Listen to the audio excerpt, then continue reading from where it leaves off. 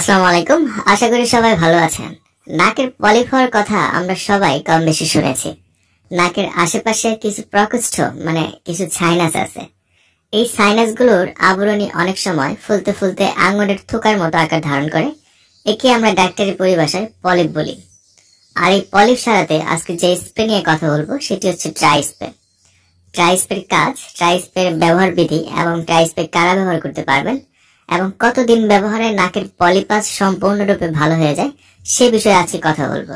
তো চলুন ভিডিওটি শুরু করা যাক। আর ভিডিওটি শুরু করার আগে বরাবরের মতো একটা অনুরোধ, ওষুধের পরিচিতি এবং স্বাস্থ্য বিষয়ক তথ্য পেতে চ্যানেলটি সাবস্ক্রাইব করে রাখুন। আর যারা ইতিমধ্যে সাবস্ক্রাইব করে ফেলেছেন তাদেরকে জানাই আন্তরিক অভিনন্দন। আমাদের নাকের ভেতরে, নাকের পার্শ্ব দেয়ালে দুই দিকে দুইটি তাকের মতো মাংসপিণ্ড থাকে। একে ইনফেরিয়র টার্বিনেট বলা হয়। এখানে ব্যথা হলে এর আকৃতি বড় হয়ে যায়। ঠিক তখনই রোগীর শ্বাস নিতে অনেক কষ্ট হয়। প্রথম দিকে রোগীরা সাধারণত নাক দিয়ে সর্দি জড়া, নাক বন্ধ ভাব এ ধরনের সমস্যায় ভুগে থাকেন। কিন্তু অসুখ যত বাড়তে থাকে ততই দেখা যায় ধীরে ধীরে দুটো নাকই বন্ধ হয়ে যায়। প্রথম দিকে আংশিকভাবে বন্ধ হয়ে যায়, কিন্তু পরে সম্পূর্ণভাবে নাক বন্ধ হয়ে যায়। এই ধরনের রোগীদের ক্ষেত্রে সাধারণত হাঁচি থাকতে পারে, তবে অল্প ধুলাবালি বা ধোয়াতে গেলেই প্রচন্ড হাঁচি হতে শুরু হয়। সিগারেট বা রান্নার ধোঁয়া একদমই সহ্য হয় না, দম বন্ধ ভাব চলে আসে। এছাড়া এই ধরনের রোগীদের নাকের ঘ্রাণ শক্তিও কমে যায়, অনেক সময় নাকে দুর্গন্ধ পাওয়া যায়। এছাড়া মাথা ব্যথা তো সাধারণত প্রথম পর্যায়ে থাকেই, কিন্তু রোগটি যখন বড় আকার ধারণ করে তখন মাথা ব্যথা আর থাকে না। পলিপাস রোগীদের গলায় খুসখুস ভাব থাকে, অনেকের আবার কাশিও থাকতে পারে। গলায় নিয়মিত ব্যথা আর মুখ দিয়ে নিয়মিত নিঃশ্বাস নেওয়ার ফলে অনেক সময় গলার স্বর বসে যায়। যাদের নাকে মাংস বাড়ার সমস্যা আছে তাদের কানের ভেতরে শুশু আওয়াজ সমস্যাও হতে পারে।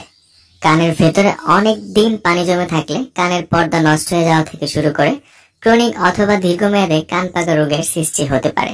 নাকে পলিপাস সমস্যার প্রাথমিক চিকিৎসা হলো ধুলাবালি, ধোঁয়া, ঠান্ডা ইত্যাদি এড়িয়ে চলা।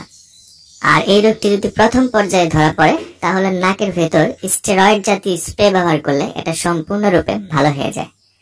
আর এই ধরনের স্টেরয়েড জাতীয় স্প্রে বাজারের সেরা ওষুধটি হলো ট্রাই স্প্রে। ট্রাই স্প্রে একটি নেজাল স্প্রে যা বাজারে নিয়ে এসেছে স্কয়ার ফার্মাসিউটিক্যাল লিমিটেড। আর প্রতিবার স্প্রেতে পাওয়া যায় 55 মাইক্রোগ্রাম ট্রায়ামসিনোলোন অ্যাসিটোনাইট। ট্রাই স্প্রে ব্যবহারে নাকের পলিপ, সিজনাল এবং পেরিনিয়াল অ্যালার্জিক রাইনাইটিস দূর হয়ে যায়। এর ফলে মাথা ব্যথা, হাঁচি, কাশি, নাকের দুর্গন্ধ ইত্যাদি চলে যায় এবং নাক খুলে যায় এবং নাক দিয়ে শ্বাস নেওয়া বা ছাড়া যায় খুবই আরামভাবে। ট্রাই স্প্রে ব্যবহার করাও খুবই সহজ। যাদের বয়স 12 বছরের ওপরে তাদের প্রতি নাকের ছিদ্রে 2টা স্প্রে করতে হবে, শুধু দিনে মাত্র একবার। আর যাদের বয়স 6 বছরের উপরে কিন্তু 12 বছরের নিচে তাদের ক্ষেত্রে প্রতি নাকের ছিদ্রে 1টা করে স্প্রে করতে হবে দিনে একবার। ট্রাই স্প্রে সঠিক ডোজ সম্পর্কে জানতে ব্যবহারের আগে অবশ্যই একজন ডক্টরের পরামর্শ গ্রহণ করুন। পলিপাস রোগে ট্রাই স্প্রে ব্যবহারে এর কিছু সতর্কতা অবলম্বন করতে হবে, যেমন 6 বছরের নিচে কারো এটি ব্যবহার করা যাবে না। আর আপনি যদি প্রেগন্যান্সি অথবা স্তনদানকারী মা হয়ে থাকেন তাহলে এটি ব্যবহারের আগে অবশ্যই একজন ডক্টরের পরামর্শ নিন, কারণ এই সময়ে আপনি ট্রাই স্প্রে ব্যবহারের উপযোগী কিনা তা আপনার শারীরিক কন্ডিশন দেখে তিনি বলে দিবেন। ট্রাই স্প্রে ব্যবহারের আগে বোতলটি ভালো করে ঝাঁকিয়ে নিতে হবে। আর ট্রায়ামসিনোলোন অ্যাসিটোনাইটের প্রতি অতি সংবেদনশীল থাকলে এটি ব্যবহার করা থেকে বিরত থাকতে হবে। ট্রাই স্প্রে ব্যবহারে তেমন কোনো পার্শ্ব প্রতিক্রিয়া নেই, তবে কারো কারো ক্ষেত্রে মাথা ব্যথা, নাকে ব্যথা, পানি পড়া ইত্যাদি হতে পারে। লক্ষণগুলি বেশি মাত্রায় ধারণ করলে ব্যবহার বন্ধ রেখে আপনার ডক্টরকে বিষয়টি অবহিত করুন।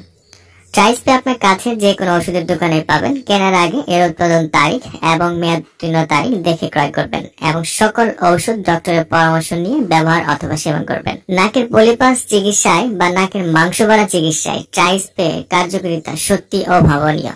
ট্রাই স্প্রে মূল্য মাত্র 201 টাকা। কেনার পর ওষুধটি ভালোভাবে সংরক্ষণ করুন, শিশুদের নাগালের বাইরে এবং সরাসরি সূর্যের আলো থেকে দূরে রাখুন। এই ট্রাই স্প্রে নাকের ওষুধটি সম্পর্কে আপনার আরো যদি কোনো প্রশ্ন থাকে তাহলে আমাকে কমেন্টস করে জানাতে পারেন, আমি সেখানে উত্তর দেওয়ার চেষ্টা করব। আর আমাদের ভিডিওগুলো ভালো লাগলে চ্যানেলটি সাবস্ক্রাইব করতে ভুলবেন না।